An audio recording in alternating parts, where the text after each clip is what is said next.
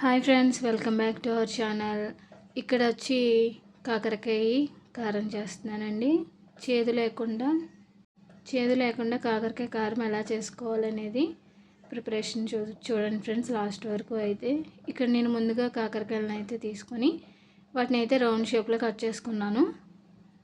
Cut చేసుకున్న తర్వాత ఒకసారి అయితే మనం చక్కగా క్లీన్ చేసేసుకొని నెక్స్ట్ వచ్చి దీంట్లోనూ ఒక గ్లాస్ వాటర్ వేసుకొని కొంచెం ఉప్పు వేసుకొని మనం ఉడకబెట్టుకున్న తర్వాత కాకరకాయ కారం చేసుకుంటే చేదు అనేది అస్సలు ఉండదండి. మనం ఇలా చేయడం వల్ల ఏంటంటే అస్సలు చేదు అనేది ఉండదు, పిల్లలకు కూడా బాగా నచ్చుతుంది. ఇక్కడ నేను ఉడకబెట్టేసుకున్న తర్వాత వాటర్ అంతా కూడా తీసేసి కాకరకాయ ముక్కలు మాత్రమే తీసుకున్నాను. తర్వాత నెక్స్ట్ ప్రాసెస్ వచ్చి ఒక బాండీ పెట్టుకొని దీంట్లోనూ ఒక ఎండుమిర్చి, జీలకర్ర, ఆవాలు, కరివేపాకు అయితే వేసుకున్నాను. అవి కొంచెం ఫ్రై అయిన తర్వాత మనం దీంట్లోనూ ఈ ఉడకబెట్టుకొని పక్కన పెట్టుకున్నాం కదండి కాకరకాయ ముక్కల్ని, వాటిని అయితే దీంట్లో వేసేసుకున్నాను. ఇవి మనకి కొంచెం పచ్చివాసన పోయేదాకా ఫ్రై చేసుకోవాలి.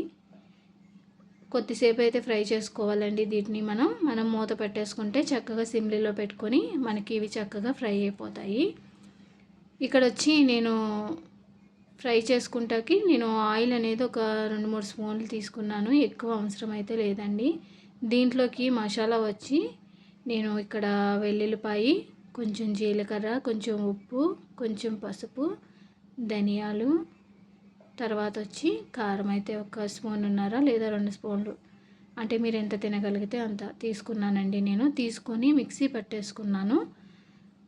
పట్టేసుకున్న మిశ్రమాన్ని అయితే దీంట్లో వేసేసుకున్నానండి. చూసారా, ఇదంతా కూడా మనకి మసాలా అంతా కాకరకాయ ముక్కలకి కలిసేంత వరకు కూడా మనం అయితే కలుపుకుంటూ ఉండాలి. ఎందుకంటే మనం వేసిన మసాలా అంతా కూడా ఈ కాకరకాయ ముక్కలకి బాగా కలవాలండి.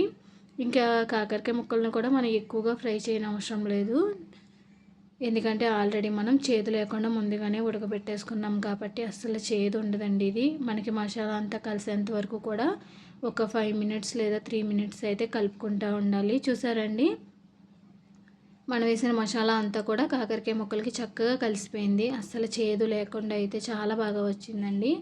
ఫైనల్లీ సిమ్లీలో పెట్టుకొని అయితే ఇది మనం ప్రాసెస్ అనేది చేసుకుంటే చాలా త్వరగా అయిపోతుందండి. ఇక్కడైతే కాకరకాయ కారం అయితే అయిపోయింది. సింపుల్గా చేదు లేకుండా మనం కాకరకాయ కారాన్ని ఇలా ప్రిపేర్ చేసుకోవచ్చు. రైస్లోకి అయితే చాలా బాగుంటుందండి. దీనికి కాంబినేషన్ చారు కానీ పప్పు కానీ అయితే చాలా బాగుంటుంది. లేదంటే నార్మల్గా కూడా మామూలుగా తినేయచ్చండి, చాలా బాగుంటుంది రైస్లోకి. ఖచ్చితంగా అయితే ట్రై చేయండి. అస్సలు చేదు లేకుండా చాలా బాగా వచ్చింది. నేను వేసిన అన్నీ కూడా ఇంగ్రీడియంట్స్ ఇక్కడ కరెక్ట్గా సరిపోయినాయండి. కారం, ఉప్పు, మసాలా అన్నీ కూడా చక్కగా. ఫైనలీ కాకరకాయ కారం అయితే అయిపోయింది. చూస్తున్నారండి, రైస్లోకి అయితే చాలా బాగుంటుంది. ఇది వీక్లీ వన్స్ మనం కాకరకాయ ఈ విధంగా తీసుకుంటే చాలా బాగుంటుంది. ఫైనలీ కాకరకాయ కారం ఎలా ఉందో కామెంట్ చేయండి, లైక్ చేయండి, షేర్ చేయండి. Okay friends, bye.